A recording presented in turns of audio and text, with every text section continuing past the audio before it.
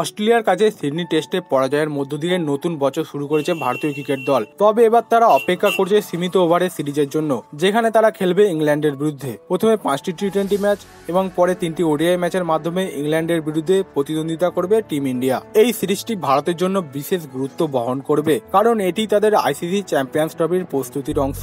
ভারত ও ইংল্যান্ডের মধ্যে টি-20 সিরিজ শুরু হবে 22 জানুয়ারি, যেখানে প্রথম ম্যাচটি কলকাতার ইডেন গার্ডেন্সে অনুষ্ঠিত হবে। এরপর সিরিজের পরবর্তী 4টে টি-20 ম্যাচ যথাক্রমে চেন্নাই, রাজকোট, পুনে ও মুম্বাইয়ে অনুষ্ঠিত হবে। টি-20 ম্যাচগুলি সন্ধ্যা 7টা থেকে শুরু হবে এবং টস হবে 6:30 এদিকে ওয়ানডে সিরিজ শুরু হবে 6 ফেব্রুয়ারি, যেখানে প্রথম ম্যাচটি নাগপুরে অনুষ্ঠিত হবে। এরপরে দুটি ম্যাচ হবে যথাক্রমে কটক ও আহমেদাবাদে। ওয়ানডে সিরিজের ম্যাচগুলি দুপুর 1:30 থেকে শুরু হবে এবং টস অনুষ্ঠিত হবে দুপুর 1টার সময়। এই দুটি সীমিত ওভারের সিরিজ ভারতীয় দলের জন্য অত্যন্ত গুরুত্বপূর্ণ, কারণ তারা চ্যাম্পিয়ন্স ট্রফির জন্য তাদের সেরা কম্বিনেশন তৈরি করতে চায়। ইংল্যান্ডের বিরুদ্ধে এই সিরিজের মধ্য দিয়ে টিম ইন্ডিয়া তাদের শক্তি ও দলে প্রয়োজনীয় সমন্বয় পরীক্ষা করতে চাইবে। ভারত ও ইংল্যান্ডের টি-20 ও ওয়ানডে সিরিজের ম্যাচগুলি সম্প্রচারিত হবে স্টার স্পোর্টস নেটওয়ার্কে। ম্যাচগুলির লাইভ স্ট্রিমিং পাওয়া যাবে ডিজনি প্লাস হটস্টারে। তবে ভারতের মাটিতে এই সিরিজ অনুষ্ঠিত হলেও জিও সিনেমায় খেলা দেখা যাবে না, কারণ রিলায়েন্স ও ডিজনির সংযুক্তিকরণের পর থেকে খেলা সম্প্রচার শুধুমাত্র ডিজনি প্লাস হটস্টারই হবে।